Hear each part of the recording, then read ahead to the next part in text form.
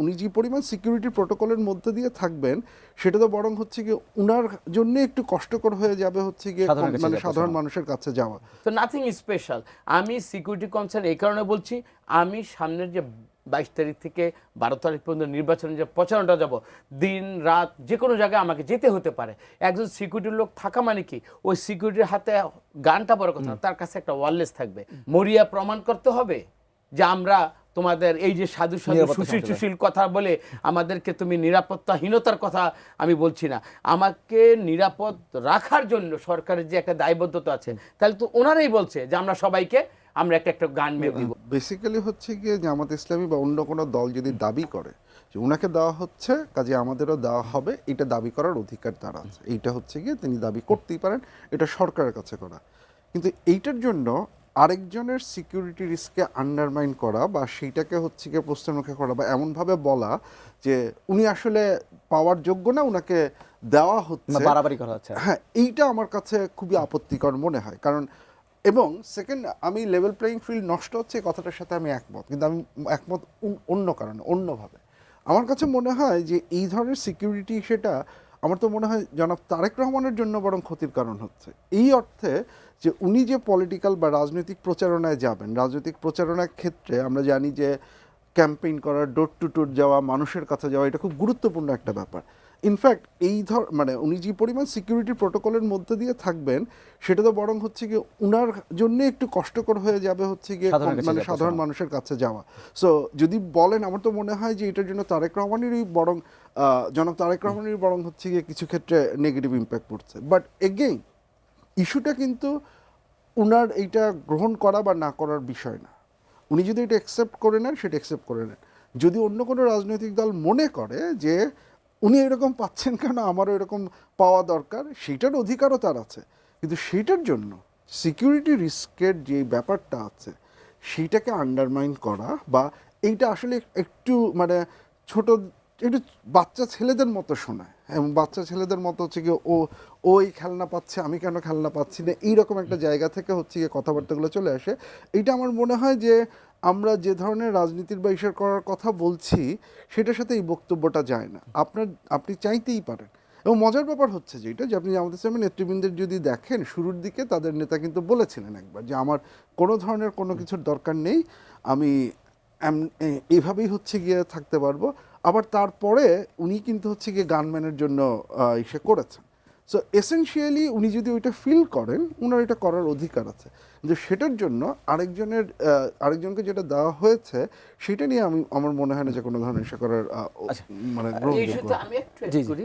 প্রথম দিন তারেক রহমান আসলে যে সিকিউরিটি কনসার্ন যেটা ছিল আমরা দেখেছি যেইভাবে উনি ল্যান্ডটা করলেন, এখন দেখেন পার্সোনালি একটা সিএসএফ ওনার একটা নিজস্ব আমাদের আঙ্গিক আছে, এটা কিন্তু জামাত ইসলামের আছে।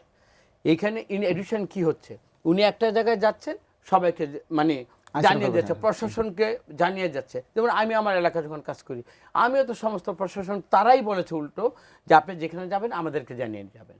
তো এটাকে এত বড় করে স্যার যেটা বললো না, ওই যে বায়না ধরার মতো আর কি, তো আমার তারে তুমি একটা ভালো চকলেট কিনে দিচ্ছ, আমার এখানে বাবা দিবা না, এইরকম আর কি। আচ্ছা, আমি যদি নিরাপত্তার বিষয়টা আসে, গানম্যানের কথা আসছিল, কামরুজ্জামান তো আপনি প্রার্থী, আপনি কি নিজে গানম্যানের প্রয়োজনীয়তা অনুভব করছেন? আমার এলাকায় আমি বলি, দেখেন এই যে এখানে সাদি যেভাবে ও ইয়ে গেল, তারপরে এখানে আপনাদের এরিয়াতে মোসাব্বির, আবার সাবিশ আমার পাশের ওয়ার্ডে যে ছিল, এখানে কিন্তু একটা পরিকল্পিতভাবে কিছু টার্গেট কিলিং হচ্ছে। তা আমি যদি অ্যাপ্লাই করেও থাকি, এটা তো আইনের মধ্যে, আমি নাগরিক প্লাস আমি একজন প্রার্থী, আমি একটা বৈধ একজন গানম্যান চেয়েছি।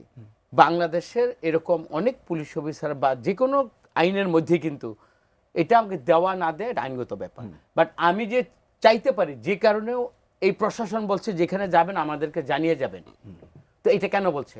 এবং আপনি দেখেন কতজনকে গানম্যান দেওয়া হয়েছে। তো নাথিং স্পেশাল। আমি সিকিউরিটি কনসার্ন এই কারণে বলছি, আমি সামনের যে 22 তারিখ থেকে 12 তারিখ পর্যন্ত নির্বাচনের যে প্রচারণা যাব, দিন রাত যে কোনো জায়গায় আমাকে যেতে হতে পারে। একজন সিকিউরিটির লোক থাকা মানে কি, ওই সিকিউরিটির হাতে গানটা বড় কথা, তার কাছে একটা ওয়্যারলেস থাকবে। যদি ইনকেস আমি কোথাও যদি এরকম বিপদে পড়ে যাই, সেই জন্য সাথে সাথে আমাকে রেস্কিউ করে বা প্রশাসনকে আরও বেশি শক্তিশালী করে ওইখান থেকে আমি নির্বিঘ্নে আমার প্রচারণা চালাতে পারি। প্লাস আমার যদি আল্লাহ না করে দৈবক্রমে কিছু আমার কোনো মিসক্রিয়েন্ট করেও সে এখন তো আমাকে রেস্কিউ করে আনার জন্য সে যে লজিস্টিক সাপোর্টটা অন্যান্য সংস্থার কাছ থেকে নেবে এই জন্য কিন্তু। তো এইটাকে বড় করে দেখা, তাহলে কি আমরা কি মরিয়া প্রমাণ করতে হবে যে আমরা তোমাদের এই যে সাধু সাধু নিরাপত্তা সুশীল সংস্থা। সুশীল কথা বলে আমাদেরকে তুমি নিরাপত্তাহীনতার কথা আমি বলছি না, আমাকে নিরাপদ রাখার জন্য সরকারের যে একটা দায়বদ্ধতা আছে, তাহলে তো ওনারাই বলছে যে আমরা সবাইকে আমরা একটা একটা গান মেয়ে দিব। চাইলেই তো দিবেন ওইটা না। শুনেই তো আমি এই সুযোগটা আমি অ্যাভেল করার জন্য আমি এই প্রস্তাবটা বা আমি লিখিত আকারে আইনগতভাবে রিটার্নিং অফিসার এবং মাননীয় ডিসি মহোদয়কে আমি এটা দিয়েছি। আচ্ছা, আমি এখানে একটু আসিফ আহমদ শাহান, আপনি যেহেতু নির্বাচনে কাজ করেন, আমি একটু এর আগাম নির্বাচনগুলো আমরা কি দেখতাম যে অবৈধ অস্ত্র উদ্ধার তো অভিযান চলতোই, সেই সঙ্গে বৈধ অস্ত্রগুলোও গিয়ে থানায় জমা দিতে হতো। এখন দেখা যাচ্ছে যে সরকারের পক্ষ থেকেই প্রার্থীদের কাছে অস্ত্র দেওয়া হচ্ছে বা গানম্যান দেওয়া হচ্ছে। এই যদি পরিভাষা হয় তাহলে আসলে একটা ভালো নির্বাচনের প্রত্যাশা কতটুকু করা যায়? না দেখুন, মানে গানম্যান দেওয়ার নির্বাচন মানে স্বরাষ্ট্র উপদেষ্টা এগেইন উনি আবারও একটা, মানে আপনার যদি মনে থাকে উনি আবারও শুরুতে একটা হাস্যকর কথা বলেছিলেন যে প্রার্থীদেরও হচ্ছে গিয়ে গানের লাইসেন্স এবং সেই দেওয়া হবে আর কি, মানে গানের বন্দুকের লাইসেন্সের অ্যাপ্লাই করে নির্বাচনের সময় যাতে প্রার্থীরা বন্দুক রাখতে পারেন সাথে, এরকম একটা প্রভিশন দেওয়া হবে। এরকম একটা কথা উনি বলেছিলেন উইদাউট আন্ডারস্ট্যান্ডিং যে আসলে নির্বাচনের সময় বরং বৈধ অস্ত্রগুলো আপনি জমা নেন, আপনি হচ্ছে গিয়ে দেন না। উনার ওই ধারণা নাই, সো ওইটা নিয়ে আসলে কথা বলে খুব একটা লাভ নেই। কিন্তু মানে যেটা হচ্ছে আমি এই গানম্যান ইসে নেওয়াটা, আমি যেটা বললাম যে আপনার যদি কনসার্ন থাকে, যেমন আপনি দেখেন 12 তারিখে তফসিল ঘোষণার পর দিনই আমরা দেখেছি হচ্ছে গিয়ে একজন প্রার্থী শরীফ ওসমান হাদি তাকে একদম প্রকাশ্য দিবালোকে তিনি হত্যাকাণ্ডের ইস্যু হলেন। এইটা তো সিরিয়াসলি একটা কনসার্ন। এবং যদি আপনার চয়েস হয় যে আমি হচ্ছে গিয়ে এরকম গানম্যান দেব না এবং এর মাঝখানে এরকম ঘটনা ঘটতে থাকবে, on the other hand other option হচ্ছে গিয়ে প্রার্থীর দরকার বা প্রয়োজন অনুসারে আমি গানম্যান দেবো প্রার্থীর প্রোটেকশনের জন্য, তাহলে তো আমার মনে হয় সেকেন্ডটা আমার কাছে গ্রহণযোগ্য মনে হয়। কারণ আমি জাস্ট হচ্ছে গিয়ে একটা ভাইব তৈরি করার জন্য আমি দেবো না, এবং তার ফলে আমি প্রার্থীদের জীবনকে আমি হচ্ছে গিয়ে একদম কি বলবো একটা শঙ্কার মুখে ফেলবো, এটা তো আমার কাছে খুব একটা গ্রহণযোগ্য জিনিস মনে হয় না।